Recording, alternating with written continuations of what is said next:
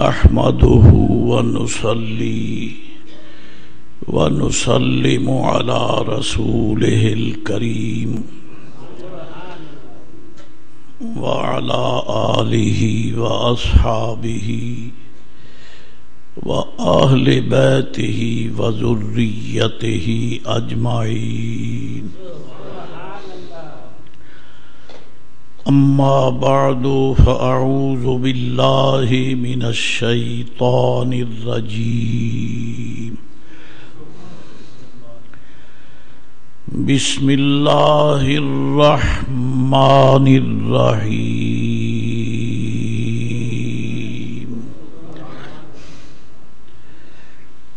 لقد جاءكم رسول من أنفسكم عزيز عليه ما عنتم حريص عليكم بالمؤمنين رؤوف رحيم. فإن تولوا فقل حسبي الله لا إله إلا هو عليه توكلت وهو رب العرش العظيم. صدق الله مولانا العظيم وصدق رسوله النبي الكريم الأمين. الصلاة والسلام عليك يا سيدي حبيبي يا رسول الله. الصلاة والسلام عليك وعلى آلك وأصحابك يا حبيب الله. الصلاة والسلام عليك وعلى آلك وأصحابك يا رحمة للعالمين.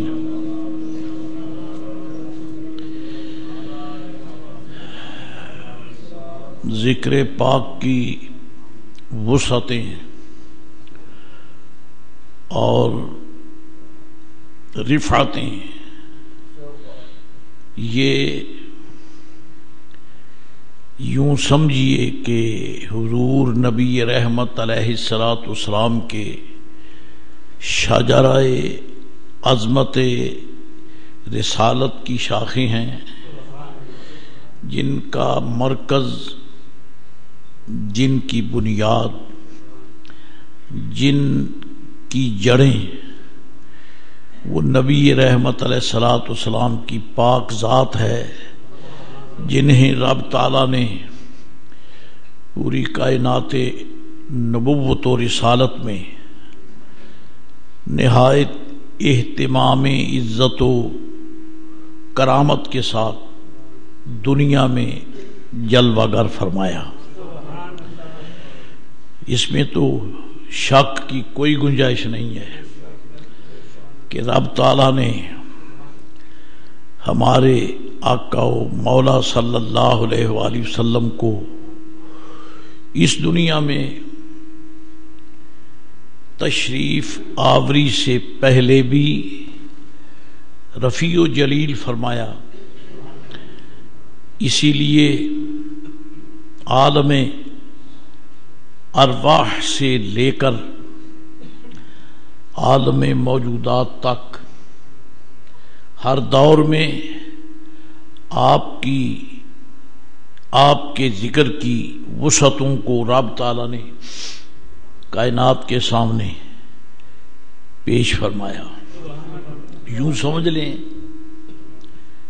کہ ایک بلب، مثال معیاری تو نہیں ہے لیکن سمجھنے میں آسانی رہتی ہے.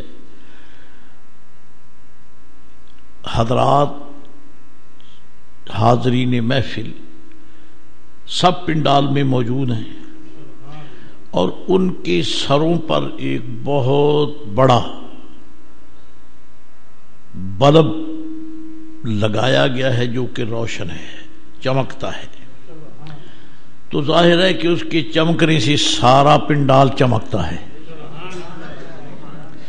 اگر وہ ایک سمت میں ہو تو عین ممکن کہ اس کے زاویے سے جو ہٹ کر ہوں گے ان پر تجلی نہ پڑے. اگر اس سمت میں ہے تو عین ممکن اس سائیڈ والے ان پر وہ روشنی کی کرن نہ پڑے، لیکن جو بالکل اوپر ہے اس سے تو اس کے نیچے جو کچھ ہوگا اور جو کوئی ہوگا وہ چمکے گا۔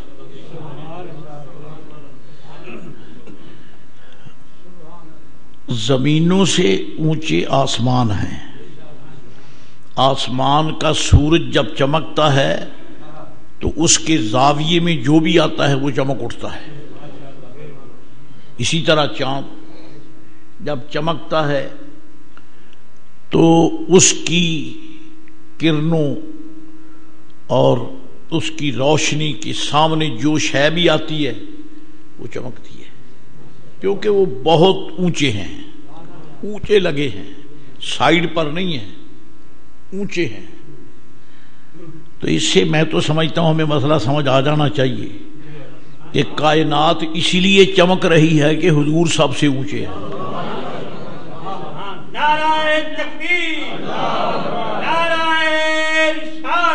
نبی پاک صاحب لولاک علیہ السلام سب سے اونچے ہیں، اور اتنا اونچا برتر بالا اللہ کریم نے کسی کو پیدا ہی نہیں کیا۔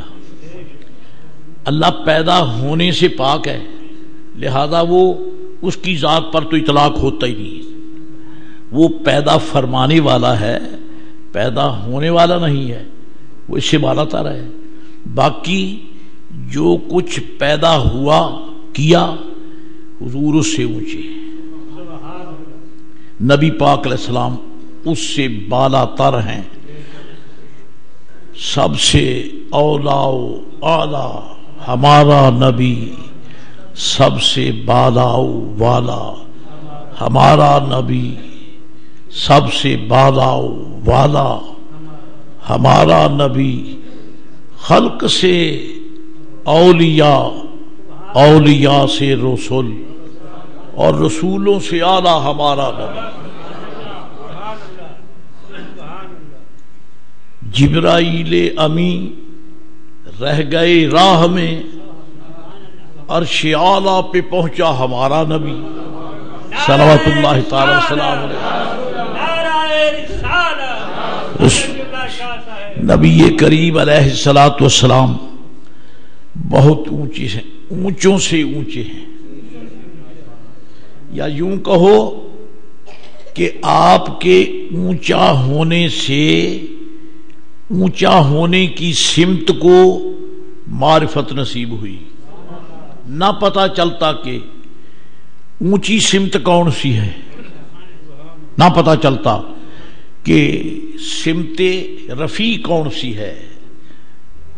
تو نبی رحمت علیہ السلام کو رب کریم نے جب پوری کائنات سے اونچا بنایا اور دکھایا، اب پتہ چلا کہ سمت وہ اونچی ہے جہاں سرکار کے حسن کا جلوہ چمکتا ہے،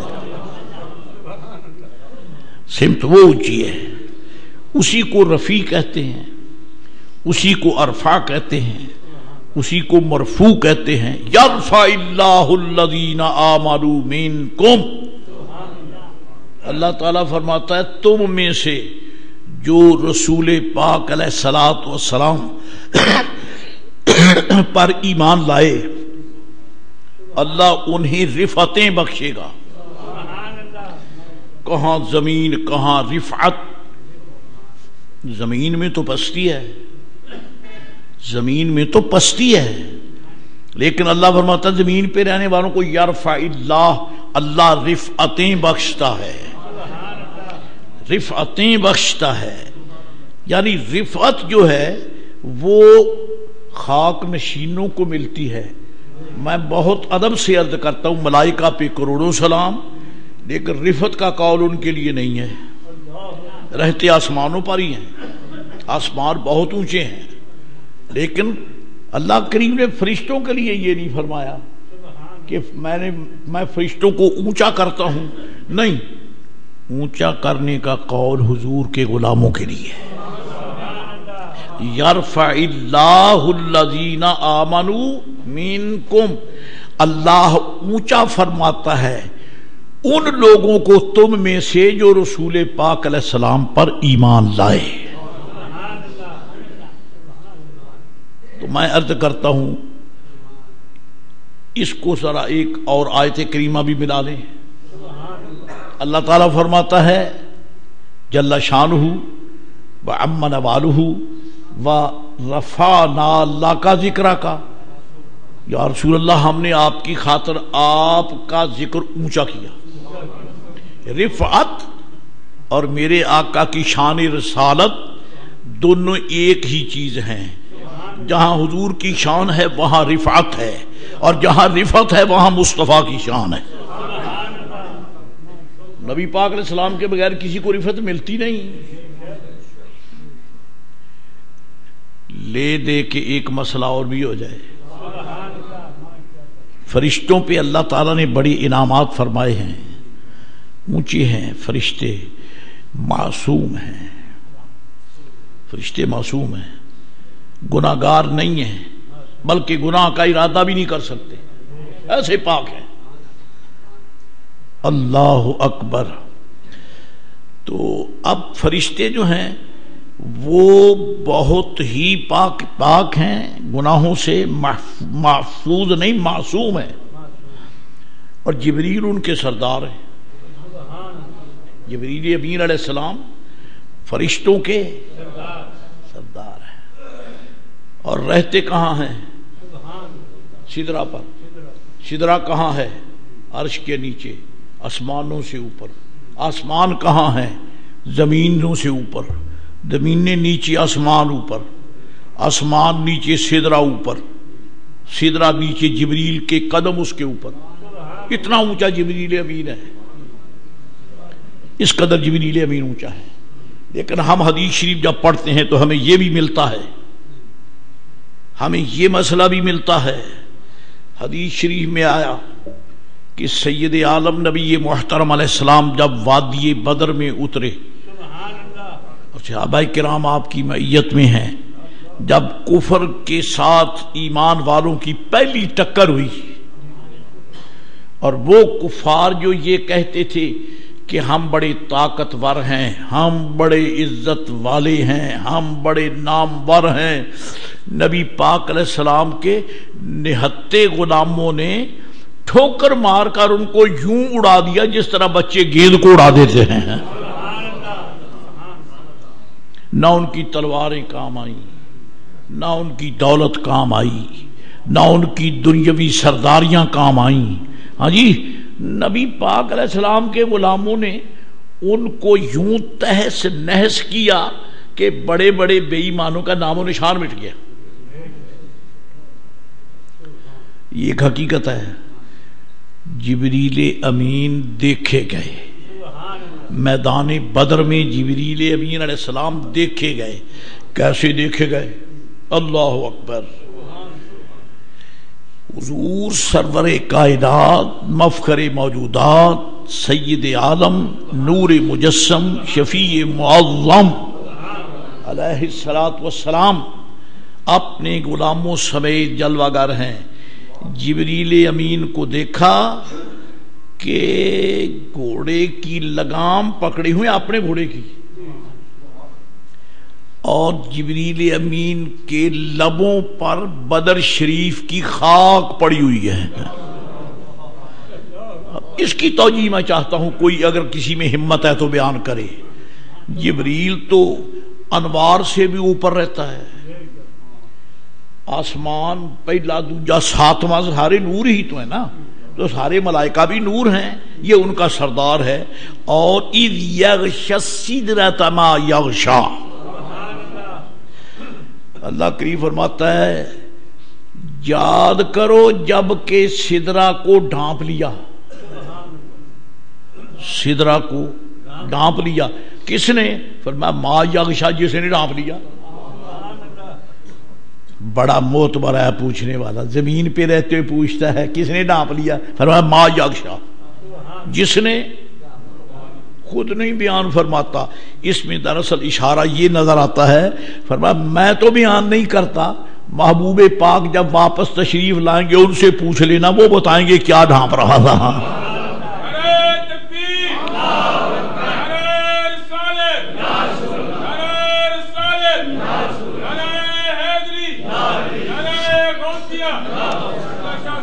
ہوتا یہ ہے کہ منتظمین جب کسی محفل کو ماحول کو ڈیکوریٹ کرتے ہیں تو وہ بتاتے ہیں ہم نے یہ ڈیکوریشن کی، ہم نے یہ آرائش کی، ہم نے یہ زیبائش کی، ہم نے ایسی ڈیکوریشن کی، وہ خود بیان کرتے ہیں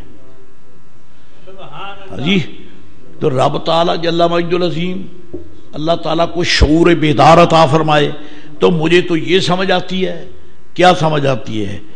جب آپ نے خوب ڈیکوریشن کی ہو نا تو کہتے ہیں الحمدللہ بورے والوں نے بہت خوب ڈیکوریشن کی ہو، کہتے کیا کیا ہے؟ کہتا ہے کسی دیکھنے والے سے پوچھ لینا، کسی دیکھنے والے سے پوچھ لینا، تمہیں پتا چلے کہ محبت والوں کی محبت کس زور کی تھی اور انہوں نے کیا ڈیکوریشن کی۔ کروڑ مرتبہ توبہ رب فرماتا ہے ما یغشا، سدرہ کو ڈھانپ لیا، مولا کس نے؟ فرمایا جس نے ڈھانپ لیا۔ تو بتا دے، فرمایا آنے والے محبوب سے پوچھ لینا، میں کیوں بتاؤں، میں تو انتظام کرنے والا ہوں، دیکھنے والے میرے مصطفیٰ سے پوچھ لینا۔ چنانچہ سرکار نے فرمایا کہ جب میں وہاں پہنچا سدرہ کے پتے پتے پر نور چمک رہا تھا، اور سدرہ کے پتے یوں نہیں جسے آپ کی بیریوں کے پتے ہوتے ہیں، نا خدا جانے وہ درخت کتنا بڑا ہے اور خدا جانے اس کے پتے کتنے بڑے ہیں، خدا جانے اس کے بیر کتنے بڑے بڑے ہیں، اور بیر یہ نہیں ہے جو تمہاری ریڑھیوں پر بکتے ہیں، خدا ہی بہتر جانتا ہے، وہ جہان ہی نور کا ہے جی۔ تو حضور فرماتے ہیں کہ میں نے دیکھا حضور کے پہنچنے سے پہلے سدرہ کا پتا پتا چمک رہا تھا، سدرہ کا پتا پتا چمک رہا تھا، پتا پتا چمک رہا تھا۔ جلوس میلاد کے پہنچنے سے پہلے بورے والے کا کوچا کوچا چمک رہا تھا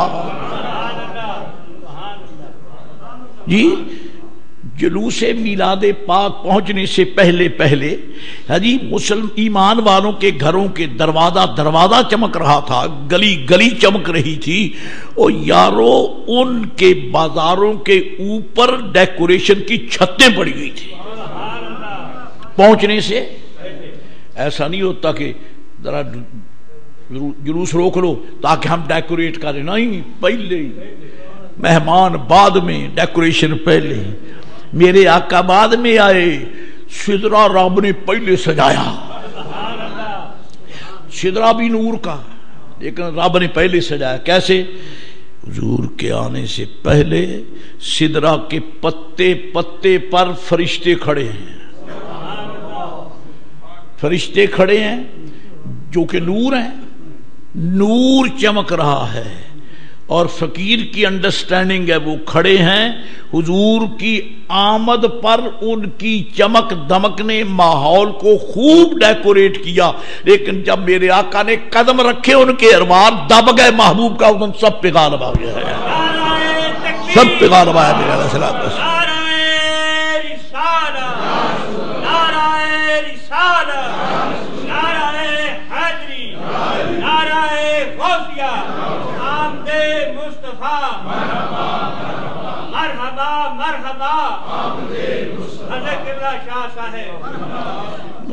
دھیان کرے گا نہیں، میں ویکھا اور کہڑا ستا ویکھو۔ اذ یغشی السدرۃ ما یغشا،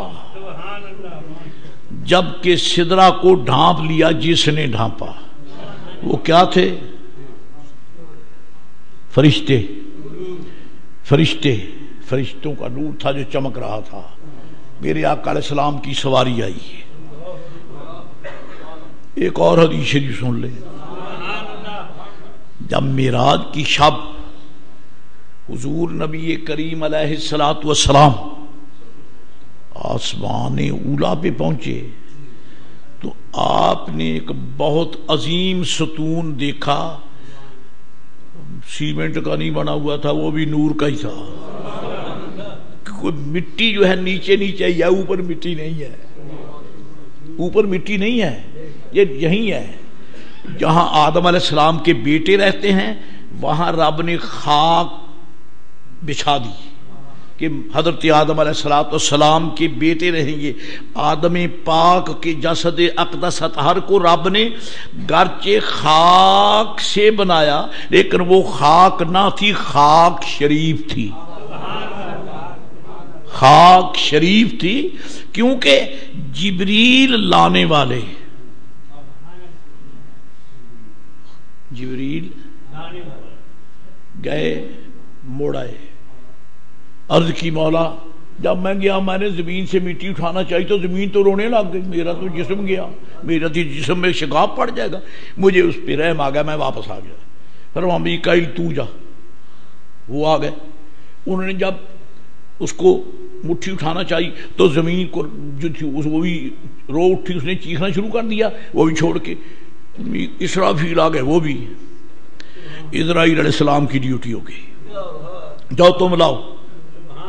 جب اور آپ نے بھی جب مٹھی بھری تو زمین تڑپی. فرمایا کیا ہوا تجھے؟ کہا میرا جسم شگاف پڑتا ہے، آپ نے میرے جسم سے مٹی کو نکال لیا. فرمایا میں تجھے دیکھوں کہ رب کے حکم کو دیکھوں. میرا رب ظالم نہیں ہے، اس نے مجھے حکم دیا، میں تو تعبیر کروں گا. سبحان اللہ. آ گئے آدم علیہ السلام کے جسد اقدس کو رب کریم نے خاک شریف سے بنایا، تعمیر فرمایا. اللہ اکبر. میں تفصیلات ہیں، پانی کہاں سے آیا. فرشتوں کو حکم دیا فرشتوں اس میں پانی ڈالو، اس خاک شریف میں. لو ایک اور ایمان افروز نکتہ، کھڑے رہ گئے، ولیوں کو مان کر کھڑے رہ گئے.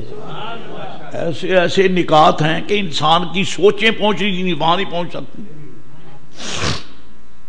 حضرت مجدد الفسانی شیخ احمد سرہندی فاروقی رضی اللہ تعالیٰ عنہ رحمہ اللہ تعالی قدسنا اللہ تعالی بسرہ العزیز افاد اللہ علینا من فیوض برکاتہ و انوارہ و تجلیاتہ و معارفہ و مکارمہ. آپ ناقل ہیں. ایک بزرگ گزرے ہیں، ان کا نام ہے آبریز. آبریز یعنی پانی ڈالنے والا. ایک تو ہوتا ہے جو مٹی بناتا، مٹی کا دور، اور ایک پانی لا کے ڈالتا ہے.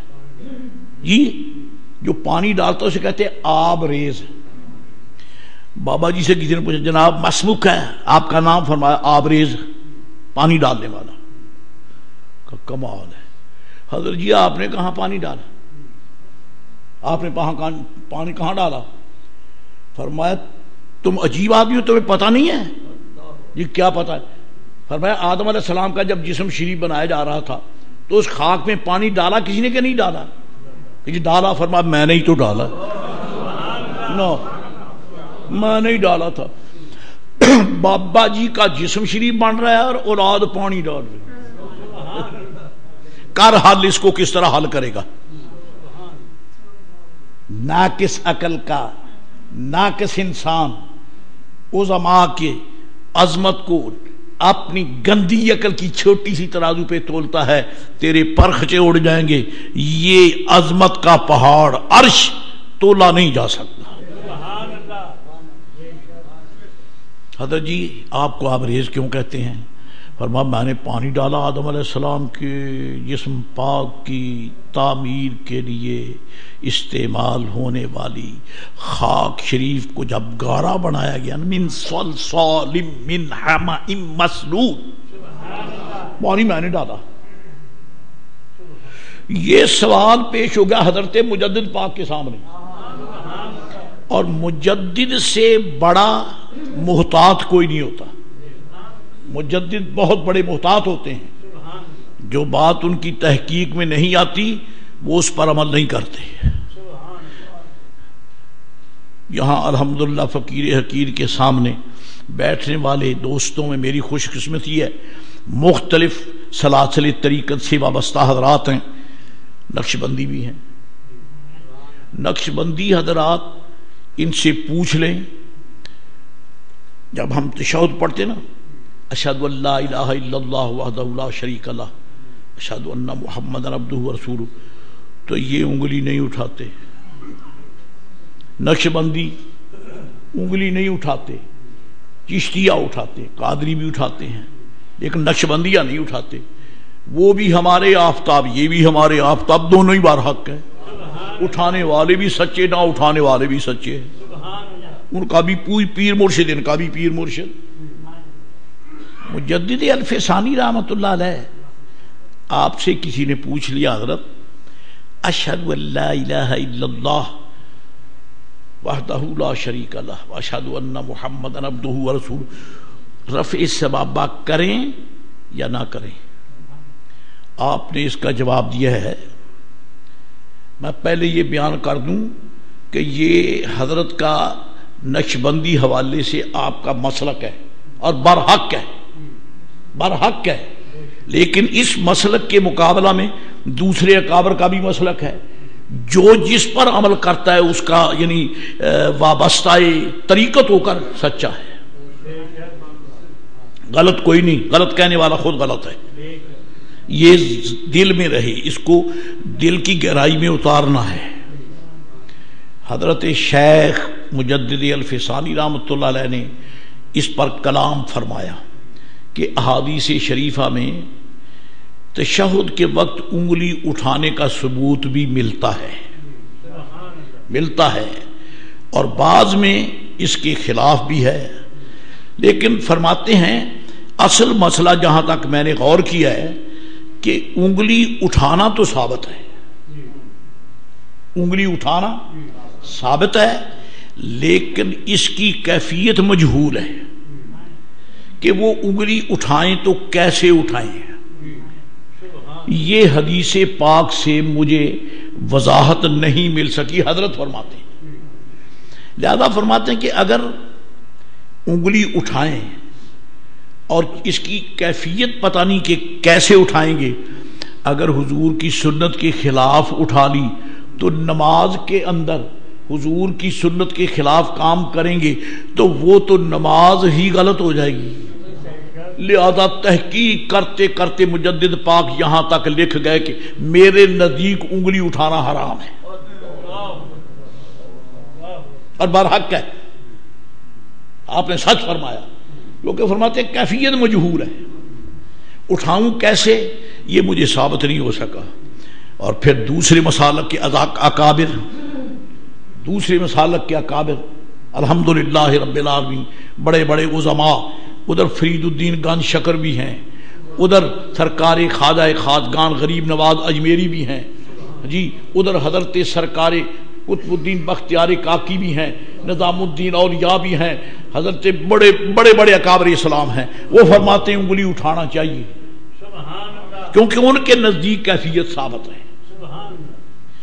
اور جو فقیر خود چشتی صابری قادری خاندان کا غلام ہے اور وہ حضرات اٹھاتے ہیں انگلی، لیکن یہ میری اس انداز میں خوش قسمتی ہے کہ میرے استاد گرامی نقش بندی تھے، حضرت استاد العلماء سیدی مولائی حضرت علامہ مولانا مفتی محمد عبدالعزیز صاحب نقش بندی مجددی رحمت اللہ علیہ، حضرت صاحب شرک پوری رحمت اللہ تعالی علیہ کے برادر عظیم حضرت ثانی لاسانی غلام اللہ شرک پوری رحمت اللہ علیہ کے مرید تھے۔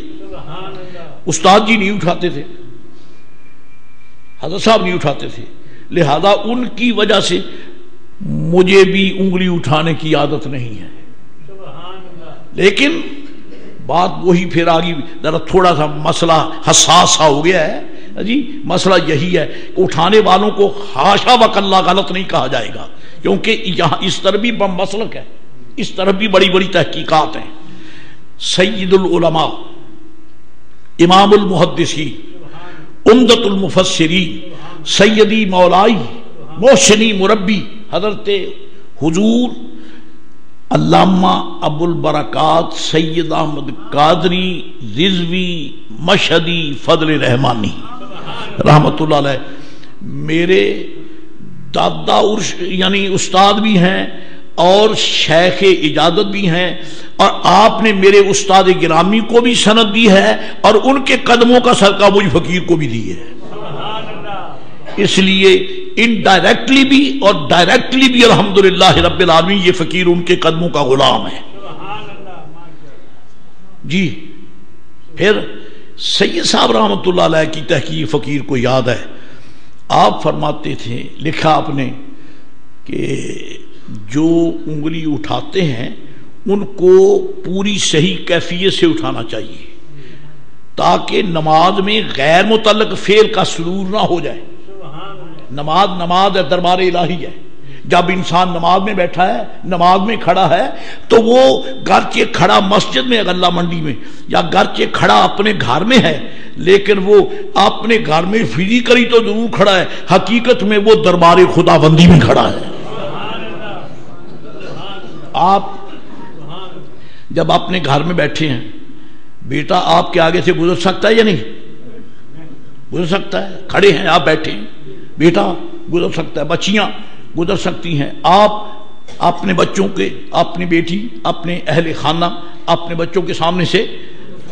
لیکن اگر آپ کہتے 2 رکعت نماز نفل عبادت اللہ تعالیٰ کی، منہ طرف کعبہ شریف یعنی اللہ اکبر، کھڑے گھر میں ہیں مصلی پر، اب آپ نے نماز نیت کر کے شروع کر دی، اب آپ کو ذات حق نے تمہارے تعینات سے نکال کر اپنے دربار میں کھڑا کر دیا.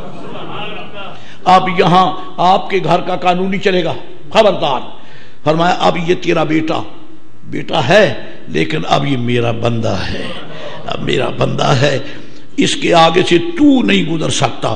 گھر بھی تیرا، بیٹا بھی تیرا، سب کچھ ہے، لیکن اب میں نے اسے اپنے دربار میں بلا لیا ہے. خبردار پیچھے سے گزرے آگے سے گزرنے کی اجازت نہیں ہے. کتنا اونچا نکل گیا تو، بیٹا تیرا، لیکن تو آگے نہیں گزر سکتا، پیچھے سے گزرے گا. پتا چلا جو بندہ خدا ہوتا ہے ساری کائنات اس کے پیچھے ہوتی ہے، پیچھے ہوتی ہے.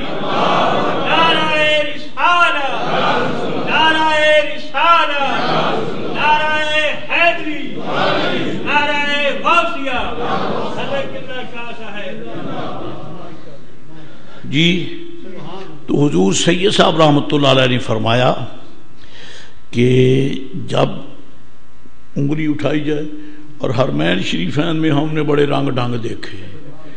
یہ جو کالے بھائی ہے نا، کالے افریقی لوگ یا ہمارے پنجابی تو کہتے حضرت بلال دی اولاد بڑی بادشاہ ہے. میں کہ مت زبان کھولو، بلال پاک کی نسل ہے. وہ کیا کرتے، میں تو حیران رہتا تھا. وہ اب آپ کو کیا سنائی، ایسے جھٹکے دیتے، حالانکہ یہ حدیث شریف میں اس کا نام نہ نشان، ایسے جھٹکے دیتے. اچھا، اور بعض لوگ اٹھاتے ہیں ایسے، تو ایسے کیے جاتے ہیں. یہ بھی غلط ہے، یہ بھی غلط ہے. بعض اٹھاتے ہیں انگلی کھڑی رکھتے ہیں، یہ بھی غلط ہے. بعض انگلیاں کھلی ہیں اس کو کھڑا کرتے ہیں، یہ بھی غلط ہے. تو جب اس کی کیفیت کا پتہ نہیں ہے تو نہ اٹھانا بہتر ہے، تاکہ نماز میں غیر ضروری فعل کا ارتکاب تو نہ ہو جائے. اگر اٹھانے کا شوق ہے تو پھر یوں اٹھاؤ، اشہد، یہ یوں سمجھیے کہ گھٹنے پر ہاتھ ہے. اشہد اللہ، جب لا کہیں گے تو یہ چچلی اور ساتھ والی انگلی ان کا بناؤ، ان کی لگاؤ گرا دونوں کی، اور اس انگلی اور انگوٹھے کا بناؤ ہلکا. اشہد اللہ الہ. بنا سکتے ہیں؟ بنا سکتے ہیں؟ نہیں بنا سکتے پھر نہ اٹھانا بہتر ہے. اور اگر اٹھاؤ تو پھر اس پابندی سے اشہد اللہ الہ، ان کی گرا، ان کا ہلکا، اور انگلی کھڑی کر دو، ہلانا نہیں ہے. اشہد اللہ الہ تک کھڑی رہے، جب الا اللہ کہو تو بچھا دو. یہ ہے انگلی اٹھانے کی کیفیت مسنونہ. مجدد پاک اتنے محتاط ہیں کہ آپ نے انگلی نہ اٹھانا جو ہے اس کو برداشت کر لیا، لیکن سنت کے خلاف کو نماز میں برداشت نہیں کیا، اور جو کہتے ہیں وہ فرماتے ہیں اس طرح اٹھاؤ یہ سنت ہے، یہ ان کی تحقیق ہے۔ اچھا جی، اب میں پھر مڑا امام ربانی پر سوال ہو گیا، حضرت جی ایک مسئلہ ہے، آدم علیہ السلام انسانیت کا فرد فرید ہے، رکن رکین ہے، فاؤنڈیشن سٹون ہے، بنیادی پتھر ہے، انسانیت کی جڑ ہے، سب سے پہلا انسان بولو آدم علیہ السلام، اور آبریز بابا پتہ نہیں کتنے 100 سال بعد پیدا ہوا، نہ 100 سال کیوں، ہزاروں سال بعد پیدا ہوا، اور کہتا جب حضرت آدم کی خاک شریف میں پانی ڈالا گیا نا میں تھا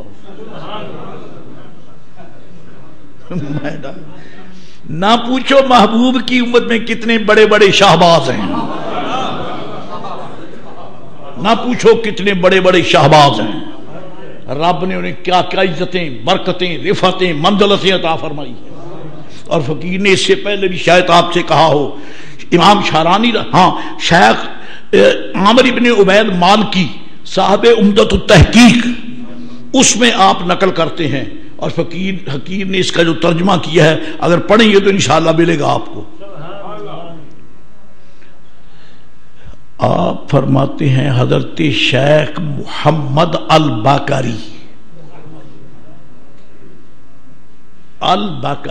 ابو بکر صدیق کی اولاد ہیں، آپ مریدوں میں بیٹھے ہیں، فرمایا اللہ تعالیٰ فرماتا ہے وَيَحْمِلُ عَرْشَ رَبِّكَ فَوْقَهُمْ يَوْمَئِذٍ ثَمَانِيَّةٌ، قیامت کے دن اللہ تعالیٰ کے عرش کو 8 فرشتے اٹھائیں گے۔ کتنے؟ 8۔ آج 4 ہیں، قیامت میں 8۔ میرے آقا کی غیب دانی پہ کروڑوں سلام۔ آج تک کسی کو کچھ نظر نہیں آیا، میرے آقا دیکھ رہے ہیں اور بیان فرما رہے، آج 4 ہیں، قیامت میں 8۔ حضرت بیان فرما دے، مریدین بیٹھے ہیں، بیٹھے جو جوشش کرم میں آئے، اللہ والے جب کبھی کبھی تجلی پڑتی ہے نا ذات حق کی طرف سے، تو پھر وہ جو رات سمیٹے بیٹھے ہوتے کبھی نہ کبھی منہ سے نکل ہی جاتا ہے، کبھی نکل ہی جاتا ہے، اور اس سلسلے میں ضبط کرنے والوں کے امام صدیق اکبر ہیں، جن کو خدا جانتا ہے، معرفت الہی کے سمندر پی کر آپ نے کہتے ہیں ڈکار تک نہیں لیا ہے، ابھی اور طلب ہوتی ہے، کیا کہتے ہیں النظر الی وجہک یا رسول اللہ، میرے آقا ایک مرتبہ تو یہ کرم ہو کہ آپ کا چہرہ ہو، ابو بکر دیکھتا ہی رہے، آپ کا چہرہ ہو، آپ کا رخ انور ہو، اور آپ کی زیارت کرتا رہو۔ بیٹھے ہیں تو بیٹھے جب یہ مسئلہ چلا کہ 8 فرشتے اٹھائیں گے تو فرماتے ہیں انا واحد منہم، انا واحد منہم، ان 8 حاملین عرش میں سے 8واں میں ہوں۔ اب بتاؤ اس شہباز کی طاقت کو کون تولے گا؟ خدا کا عرش اور میرے آقا کا امت کا ولی صدیق اکبر کا روحانی بیٹا، جسمانی بھی روحانی بھی، ایسے علماء ہے، اور ایسے عظیموں میں سے ایک یہ بھی ہے۔ حضرت جی آپ کو آبریز کیوں کہتے ہیں؟ فرمایا میں نے آدم علیہ السلام کی خاک شریف جب تعمیر ہوئی پانی ڈالا، میں نے بھی ڈالا۔ آتی ہے عقل میں بات؟ عقل میں تو نہیں آتی، پتہ چلا عقل تھوڑی ہے، اللہ والوں کی شان بہت ہی ہے، عقل تھوڑی ہے، اللہ والوں کی شان بہت ہی ہے۔ مجھے تو حضرت استادی و سیدی و مولائی حضرت علامہ ابو الفضل والبیان شیخ القرآن مولانا غلام علی اکاڑوی رحمۃ اللہ علیہ کی وہ الفاظ بھی یاد ہیں، قبلہ عالم سیدی ابا جی رحمۃ اللہ علیہ کورس مبارک پر آپ نے حضرت صاحب کرما والے رحمۃ اللہ علیہ کا ذکر کرتے ہوئے آپ نے یہ الفاظ فرمائے، فرمایا ہم حضرت کی خدمت میں بیٹھے تھے کہ حضرت صاحب پیر سید السادات پیر سید محمد اسماعیل شاہ صاحب بخاری کرما والے رحمۃ اللہ علیہ بیٹھے ہیں، اور حضرت قبلہ عالم استاد گرامی سے حضرت کے خاص مراسم تھے۔ ہاں جی، روحانیوں کو روحانیوں کے ساتھ رابطے ہوتے ہیں۔ فرمایا ہم بیٹھے تھے، مجھے دیکھا فرمایا کہ مولوی جی شریعت دی میرے منہ چ لگام ہے، نہیں تو میں ہنے دس چھڈاں قیامت کیڑے دن ہونی ہے۔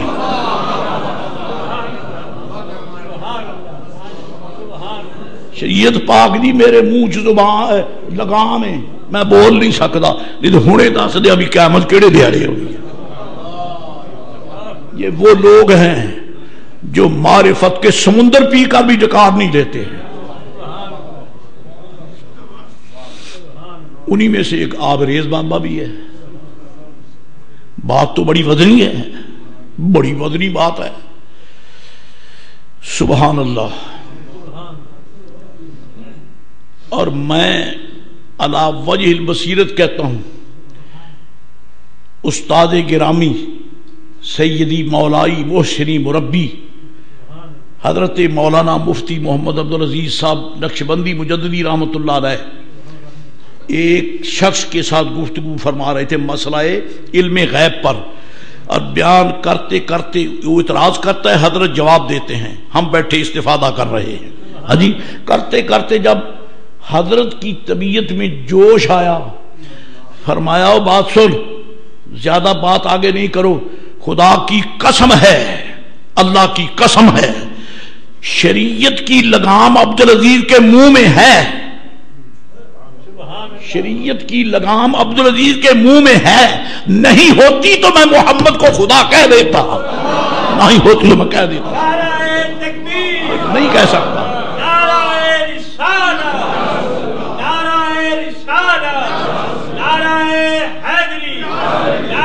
نہیں کہتا، نہیں کہتا، حضور کو میں خدا نہیں کہتا، کیونکہ شریعت بھی تو میرے مصطفیٰ کی ہے، شریعت بھی حضور کی ہے۔ ہاں جی، اس لیے پردہ لازم۔ بابا آبریز کہتا میں نے پانی ڈالا، حالانکہ تعمیر فرمانے والا خود ہے۔ مجدد پاک رضی اللہ تعالیٰ عنہ سے عرض کی حضور یہ فرمائیں، یہ بابا جی کا قول سچا ہے؟ او اللہ کے بندے، اللہ کا ولی ہے، اللہ کا ولی سچ ہی تو کہتا ہے، ولی جھوٹ تو نہیں بولتے، ولی جھوٹ ہے، جو ولی سے اختلاف کرے وہ جھوٹا، جس کو ولی کی شان نظر نہ آئے وہ جھوٹا، جو ولی کے کسی فعل پر اعتراض کرے وہ کذاب، وہ دجال۔ ولی سچا، ولی سچا، ولی سچے، اور سارے ولی سچے، ولیوں کا دامن پکڑنے والے سارے مرید سچے۔ طریقت کے بڑے مسائل ہیں، اب اللہ والوں کے اشارے ہیں، پتہ نہیں آپ ہضم کر سکیں کہ نہیں۔ اب میری زبان پہ بات آ تو گئی ہے، فقیر حقیر خود حضرت سید السادات حضرت صاحب کرما والے رحمۃ اللہ علیہ ان کی خدمت میں حاضر تھا۔ اشرف المدارس اکاڑا، یہ اس فقیر کی حاضری جو ہے بڑی پرانی ہے۔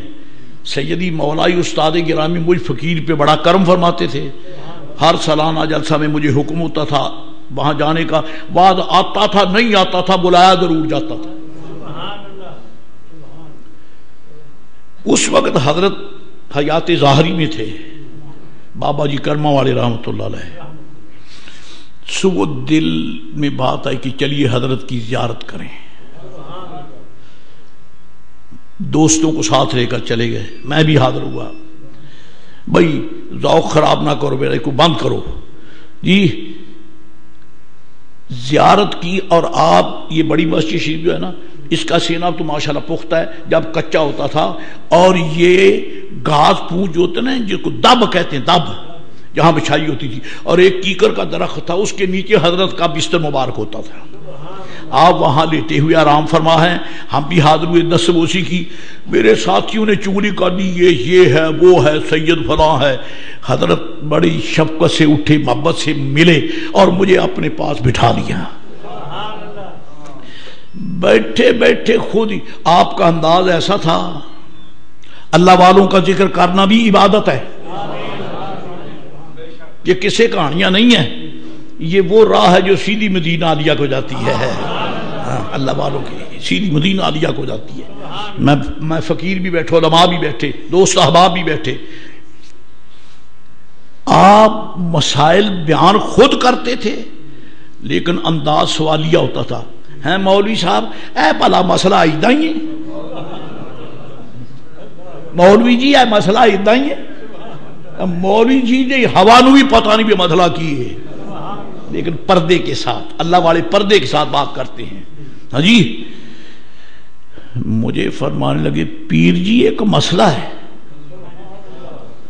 تو میں حضرت دے منگتے ہیں تو نیواں. میں نے فرمایا ایک مسئلہ ہے. میں کہ حضور بڑا مشہور مسئلہ ہے. قیامت کے دن، پہلے میں یہ بیان کر دوں مسئلہ، قیامت کے دن اللہ تعالی جو بھی جس مرتبے کا حکم ہے حکم دے گا، فرشتوں لے جاؤ ان کا یہ درجہ، ان کا یہ درجہ، ان کو بھی لے جاؤ. اولیاء، صلحاء، اغواس، اوتاد، ابدال، نجبا، نقبا، شرفا، اولیاء، سب جا رہے ہیں. کہ ایک آ گیا سنی حافظ قرآن. سنی میں اس لیے کہتا ہوں بے ادب کے لیے یہ عزت نہیں ہے، کیونکہ خیرات تو منگتوں کو ملتی ہے، جو منگتا نہیں بنتا اس کو خیرات کیسے ملے گی. تو آ گیا. اللہ تعالیٰ فرماتا ہے فرشتوں روک دو، حافظ جی رک جاؤ. اللہ اکبر. دیکھنے والے سٹ پٹا گئے، باقی سب جا رہے ہیں، ان کو کیوں روک لیا؟ اللہ فرمائے گا اے میرے محبوب پاک کی امت کے حافظ القرآن، یہاں کھڑا ہو جا اور قرآن شریف پڑھنا شروع کر دے.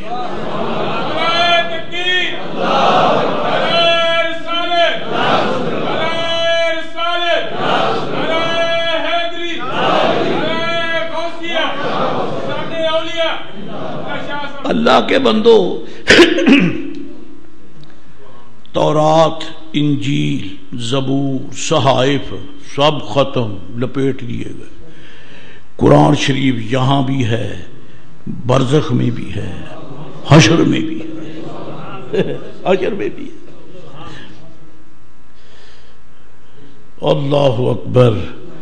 اب باتیں بہت تفصیل میں چلی جاتی ہیں، وقت ساتھ نہیں دیتا، اس لیے میں اب ہر طرف تو نہیں جا سکتا.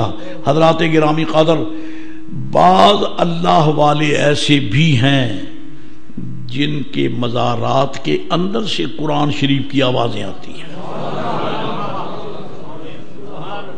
اور یہ حدیث پاک سے ثابت ہے. نبی رحمت علیہ السلام کے غلام، انہوں نے خیمہ لگایا، خیمہ سفر پہ خیمہ لگایا، بیٹھے تھے کہ زمین کے اندر سے قرآن شریف پڑھنے کی آواز آنے لگی. قرآن پاک کر آواز، دیکھا تو نیچے، کان لگائے تو پتا چلا کہ قبر والا سورت ملک پڑھ رہا ہے. یار یہاں مسلح پہ کھڑے ہوں تو متشابہ لگ جاتا ہے، یہ ولی جب قبر میں جاتے ان کو تو متشابہ بھی نہیں لگتا. سورت ملک. عرض کی یا رسول اللہ علیہ السلام، حضور زمین میں سے سورت ملک کی آواز میں نے سنی. شرح الصدور فی شرح احوال الموتى والقبور، امام جلال الملت والدین جلال الدین سیوطی. حضور میں نے سنا سورت ملک پڑھ رہا ہے. میرے آقا نے فرمایا جہاں تو نے خیمہ لگایا نا وہ میرے ایک غلام کی قبر ہے، اور وہ قبر میں سورت ملک پڑھ رہا ہے. حد نہیں ہو گئی؟ لوگ کہتے ہیں قبر پر بیٹھ کر قرآن نہ پڑھو، یہ قبر میں پڑھ رہے ہیں،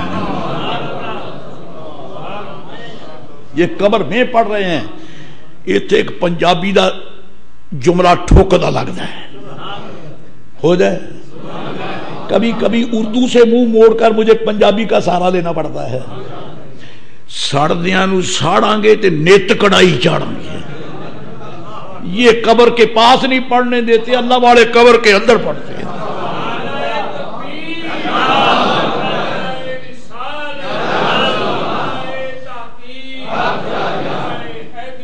اللہ اکبر۔ حضرات گرامی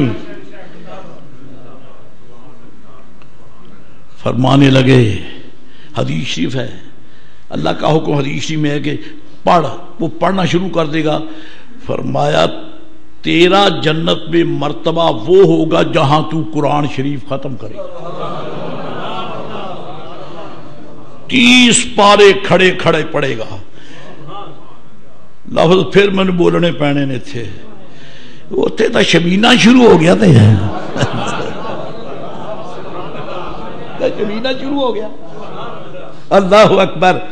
ادھر موسیٰ علیہ السلام کھڑے ہیں، ادھر عیسیٰ علیہ السلام کھڑے ہیں، ادھر خلیل جلیل کھڑے ہیں علیہ السلام، ادھر سرکار موسیٰ ہیں، ادھر جناب نوح علیہ السلام، حضرت شعیب علیہ السلام، ایوب علیہ السلام، جناب سرکار یعقوب علیہ السلام، حضرت یوسف علیہ السلام، جناب ہود و لوط علیہ السلام، بڑے بڑے عظماء، انبیاء، صلحاء، رسول کرام کھڑے ہیں، اور میرے نبی پاک کا منگتا بولو قرآن ایک تو نہیں ہوتے ہو رہا، لکھاں کروڑا حافظ۔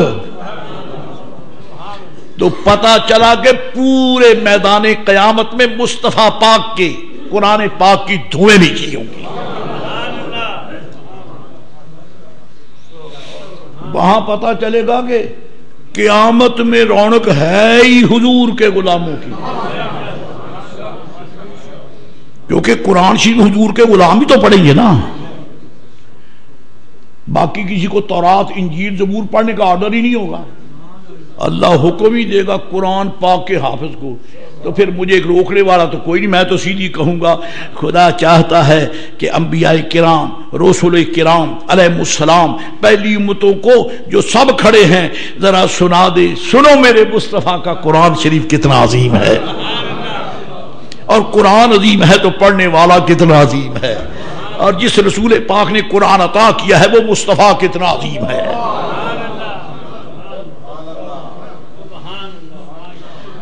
صلوات اللہ تعالی وسلامہ علیہ۔ فرمایا تیرا مرتبہ وہاں جہاں تو قرآن شریف ہے۔ معلوم ہوتا ہے بندہ فوت ہوتا ہے، اللہ کرے ایمان سلامت ہو، سارے علم پیچھے، جغرافیائی، فزکس، کیمسٹری، سائنس، طب جدید قدیم، سارے علم، موت کا جھٹکا علم گئے، موت کا جھٹکا علم گئے، لیکن موت آئی بھی، موت آئی بھی، اور جب مرنے والا چلتا ہے سارے علم پیچھے ہیں، قرآن ساتھ ہے، قرآن شریف ساتھ ہے۔ کیوں؟ یہ قرآن کسی بندے نے عام نے نہیں پڑھایا، یہ قرآن مصطفیٰ کریم نے پڑھایا ہے، اور جب قبر میں حضور آئیں گے تو قرآن پیچھے کیوں رہ جائے، وہ بھی تو وہیں پہنچے گا نا۔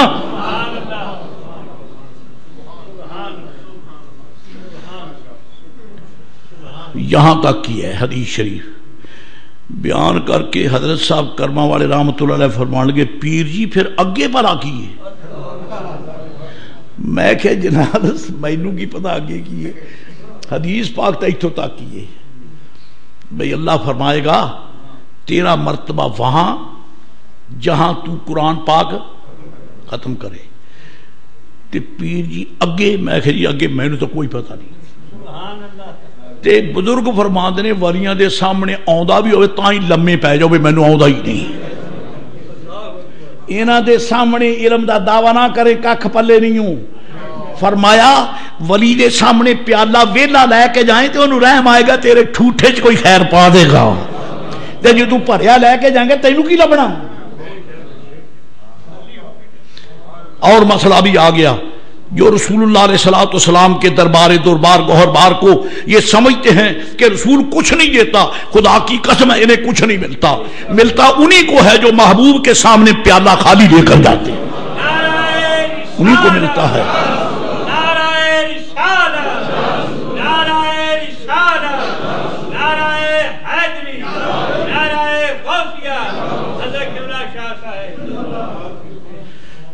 اگے جی میں کہ حضور من تو پتہ کوئی نہیں، جوش نال فرمان لگے، اللہ تعالیٰ فرمائے گا حافظ اگے تو قرآن شریف پڑھیا تھا میں سنیا، اے ہن حضرت دے الفاظ مبارک اپنے قلب دے وچوں انہاں دے ہیں، ہاں جی کتاب چ مینوں تے لب دے میرا علم بھی کوئی نہیں، میں کی دعویٰ کرنا، تے پڑھے ہویا کتاباں پڑھے ہویا بھی نہیں دسیا۔ فرمایا اللہ فرمائے گا حافظ اگے تو قرآن شریف پڑھیا تا میں سنیا، ہن تو سن تے میں سنانا۔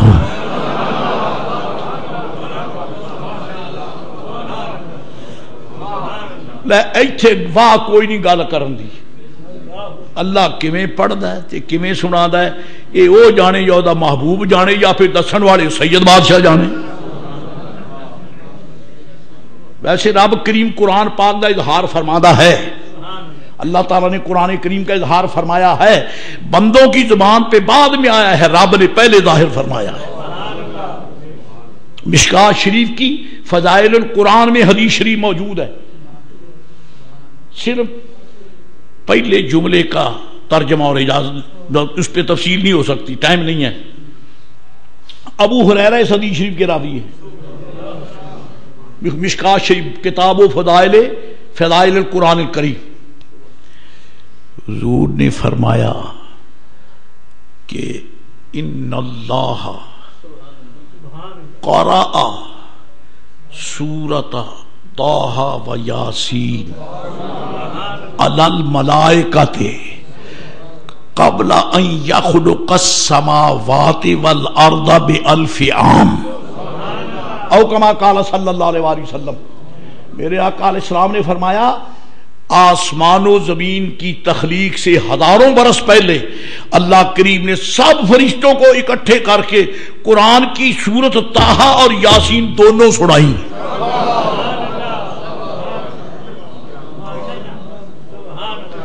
کائنات کا آغاز بھی میرے آقا کا قرآن ہے، انتہا بھی آقا کا قرآن شریف ہے۔ کچھ یہی تجلی وہاں بھی پھر ہوگی، حضرت جو فرما رہے ہیں کہ اللہ تعالیٰ پھر فرمائے گا تو پہلے تو نے سنایا میں نے سنا، اب تو سن میں سناتا ہوں۔ تو اپنی چاندی نہیں ہوگی۔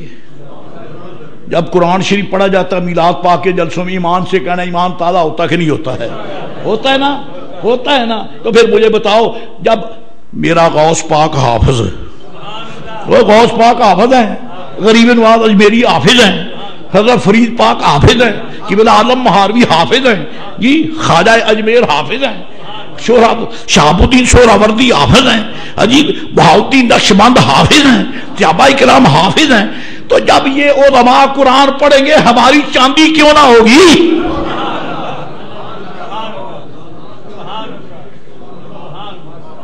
موسم کیسا سہانا ہوگا جب غوث پاک قرآن شریف سنا رہے ہوں گے۔ اللہ اکبر۔ میں تو یہی سمجھتا ہوں بہانہ تو ہے قیامت کا، اصل میں رب کائنات نبوت اور رسالت اور ان کی امتوں کو محبوب کے حسن کے جلوے دکھانا چاہتا ہے۔ ادھر داتا حجویری کھڑے ہیں، ادھر خواجہ اجمیر کھڑے ہیں، ادھر فرید لاجپال کھڑے ہیں، قبلہ عالم مہاروی کھڑے ہیں، قطب الدین بختیار کاکی کھڑے ہیں، سید الصاحب الصابرین حضرت علاؤالدین علی احمد صابر کلیری کھڑے ہیں، نظام الدین اولیاء محبوب الہی کھڑے ہیں، اور فخر الدین رازی کھڑے ہیں، حضرت جلال الملت والدین کھڑے ہیں، حضرت حسن بصری کھڑے ہیں، مولا مرتضیٰ کھڑے ہیں، صدیق اکبر کھڑے ہیں، عمر فاروق کھڑے ہیں، عثمان غنی کھڑے ہیں، حسنین کریمین کھڑے ہیں، زین العابدین کھڑے ہیں، اور شہزادہ کرب و بلا نیزے پہ قرآن سنانے والا حسین ابن علی بھی کھڑا ہے۔ رضی اللہ تعالیٰ۔ نعرہ تکبیر، نعرہ رسالت، نعرہ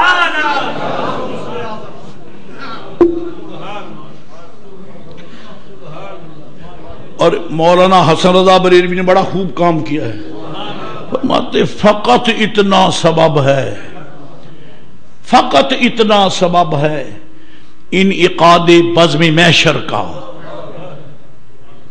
حضرت جی کون سا سبب ہے؟ فرمایا ان کی شان محبوبی دکھائی جانے والی ہے۔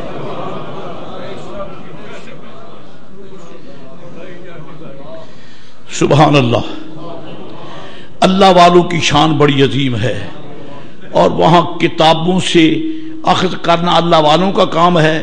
مجھ جیسے اندھوں کو تو نہیں پتا چلتا جب تک کہ کوئی اللہ والا بیان نہ کرے۔ حضرت جی بابا آوریز کا جب میں نے پانی ڈالا ہے، میں تو ابھی مجدد پاک کے آستانے پہ کھڑا ہوں، حضور وہ اس کا کیا ترجمہ ہے؟ ایسا محتاط عالم ربانی جو رفع سبابہ تک کی اجازت نہیں دیتا کہ کیفیت موجود ہے، اور یہ بات کہ ولی کہتا ہے کہ میں نے آدم پاک کی خاک مبارک میں میں نے پانی ڈالا، حالانکہ آدم علیہ السلام سے ہزاروں سال۔ حضرت جی یہ کیا بات ہے؟ قسم بخدا حضرت نے یہ نہیں فرمایا کہ غلط ہے، ولی کو غلط کہنے والا آپ غلط ہے۔ فار یور کائنڈ انفارمیشن، اولیاء کو غلط کہنے والا آپ غلط ہے۔ سیدھی کہہ دوں، ولی پر اعتراض کرنے والے کا نسب آپ غلط ہے، نسب غلط ہے۔ ہاں نسب صحیح ہوتا تو ولی کے شان کے خلاف بکواس نہ کرتا۔ ایک اور جملہ سن لے، حضرت امام ربانی کیا فرماتے ہیں؟ فرمایا آنا کہ وے صلی اللہ علیہ وسلم را در رنگ سائر بشر دیدم، وہ بدبخت اور بے نصیب لوگ جنہوں نے نبی پاک علیہ السلام کو عام بشروں جیسا بشر سمجھا۔ آنا کہ وے صلی اللہ علیہ وسلم را در رنگ سائر بشر دیدم ناچار منکر آمدند، فرمایا جنہوں نے حضور کو اپنے جیسا بشر سمجھا، ناچار وہ بے ایمان ہو کے مرے۔ اپنے جیسا سمجھنے والوں کو ایمان نصیب نہیں ہوتا، ختم ہو گیا۔ حضرت جی پھر وہ بابا آبریز فرماتے ہیں کہ یہ فرمایا رواست، رواست جب ولی نے فرمایا تو سچ ہی فرمایا۔ چلو اب ان کے قول کی ذمہ داری مجدد پاک نے اپنے کندھے پہ لے لی، فرمایا سچا ہے۔ اب ولی کی شان بھنگیوں کی بات نہیں ہے، چرسیوں کی بات نہیں ہے، بے نمازوں کی بات نہیں ہے، رسول اللہ صلی اللہ علیہ وسلم کی شریعت کے منکروں گستاخوں کی بات نہیں ہے، محمد عربی کے حسن کے پروانوں کی بات ہے علیہ الصلوۃ والسلام۔ فرمایا رواس بیٹے انکار نہ کرنا، سچ ہے، سچ ہے حضور بالکل بجا، لیکن اس کی کچھ توجیہ پھر کیا ہوگی؟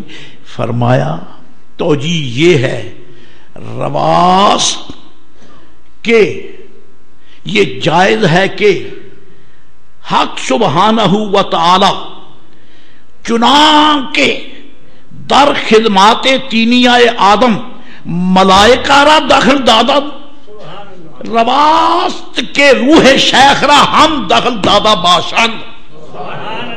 اور فرمایا جب رب نے فرشتوں سے فرمایا اس وقت کہ پانی ڈالو، پانی ڈالو، یہ ہے نا حدیث شریف میں، پانی ڈالو، جب فرشتوں کو حکم دیا کہ آدم پاک کے جسد اقدس کی خاک میں پانی ڈالو، وہاں ہو سکتا ہے اس ولی کی روح کو بلایا کہ آجا تو بھی بابے کی خدمت کر رہے ہیں، ہو سکتا ہے، ہو سکتا ہے۔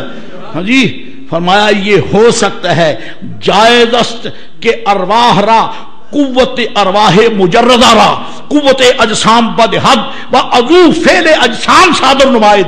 فرمایا ہو سکتا ہے کہ روح مجردہ کو رب جسم کی طاقت دے کر وہ کام کرا لے جو جسم کرتے ہیں۔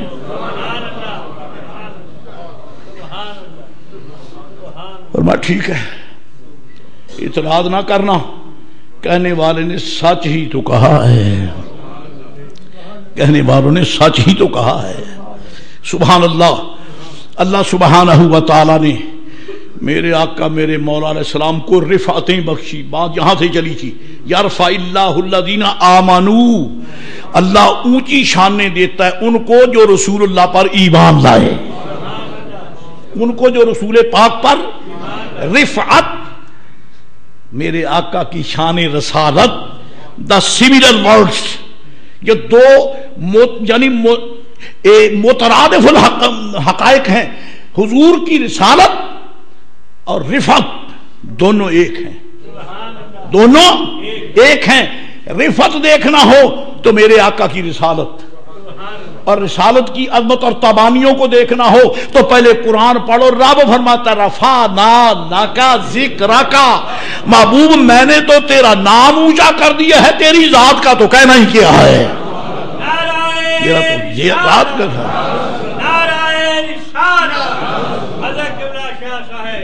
جن کا نام اونچا ہے ان کا کام بھی اونچا ہے، جن کا نام اونچا ہے ان کا کام بھی اونچا ہے. اور خدا جانتا محبوب کو کیا بنایا ہے. لوگ اسی چکر میں پڑے ہیں، چونکہ چنانچہ اپنے جیسا ہے. یہ فقیر آپ کے مسجد شریف کا بڑا پرانا خادم ہے، بہت گزر گئی. جو باقی ہے گزر جائے، اسی گھر کی خدمت میں گزر جائے.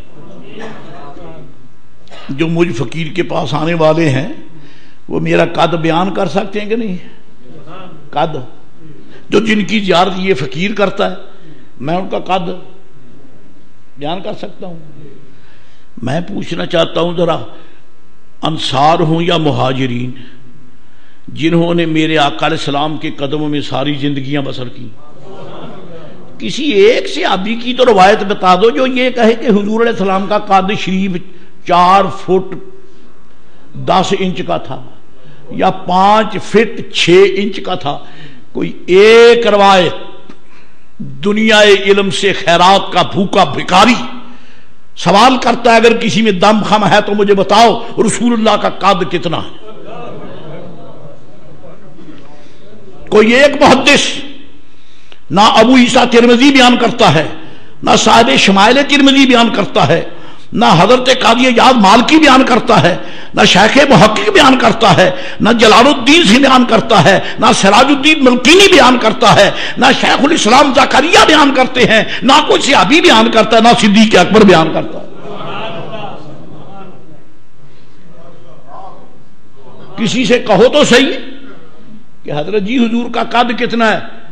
اور متاخرین میں ہمارے پیران طریقت میں ایک عظیم پیر فریدی جوان مولانا محمد یار صاحب رحمۃ اللہ علیہ فرماتے ہیں، کیا فرمایا؟ حقیقت محمد دی پا کوئی نہیں سکتا، حقیقت محمد دی پا کوئی نہیں سکتا. اتھاں چپ دی جا ہے الا کوئی نہیں سکتا، اتھاں چپ دی جا ہے الا کوئی نہیں سکتا، اتھاں چپ دی جا ہے الا کوئی نہیں سکتا. فرماؤ تو کیڑی شے؟ میں وڈے وڈے بوئے کھڑکائے نے مینوں اے خیر نہیں لبھی ہے. ابو بکر و فاروق و عثمان و حیدر، ابو بکر و فاروق و عثمان و حیدر، ایو راز مشکل دسا کوئی نہیں سکتا. حقیقت محمد دی پا کوئی نہیں سکتا، اتھاں چپ دی جا ہے الا کوئی نہیں سکتا. کوئی ایک صحابی تو ہو جو میرے آقا کا قد بیان کر دے. فرماتے کہ بھائی ہم بخل نہیں کرتے، اگر قد کی حد نظر آتی تو بیان کریں، قد کی حد بیان ہو حد نظر آئے تو بیان کریں. حضرت جی کچھ تو کہہ دیں، ما لا یدرک کلہ لا یترک کلہ، something is better than nothing, کچھ تو ہو جائے. فرمایا چلو سن لو پھر، تیرے دل میں بھی خیال نہ رہ جائے کچھ بیان نہیں کیا. تمام صحابہ کرام بیک آواز کہتے ہیں، بیک آواز کہتے ہیں قسم بخدا نبی پاک علیہ السلام کی قد مبارک کی حد کسی کو نظر آئی نہیں.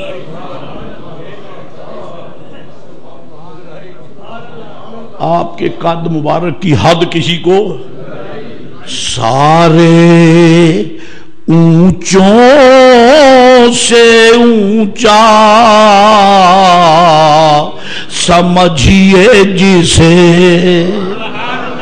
اور میرا پیر بولتا ہے احمد رضا بریلوی، سارے اونچوں سے اونچا سمجھیے جسے، ہے اس اونچے سے اونچا ہمارا نبی، ہے اس اونچے سے اونچا ہمارا نبی، سب سے بالا اعلیٰ ہمارا نبی، سب سے اولیٰ اعلیٰ ہمارا. اور بڑا اونچا رہنے والے جبرائیل امین رہ گئے راہ میں. اللہ اکبر، اللہ اکبر.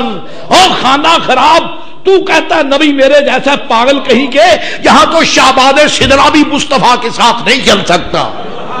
جبرائیل امین رہ گئے راہ میں، جبرائیل امین رہ گئے راہ میں، عرش اعظم پہ پہنچا ہمارا نبی، سب سے اولیٰ اعلیٰ سب سے بالا والا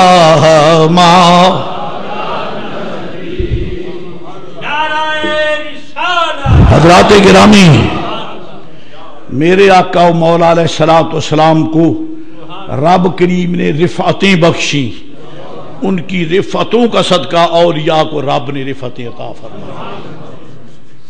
ابھی بہت کچھ کہنے کے لیے ہے، جو کہنا چاہتا تھا وہ ابھی شروع نہیں ہو سکا. اللہ قبول فرمائے. زندگی ہے، توفیق ہوئی تو انشاءاللہ پھر گفتگو ہوگی. آخر دعوانا الحمدللہ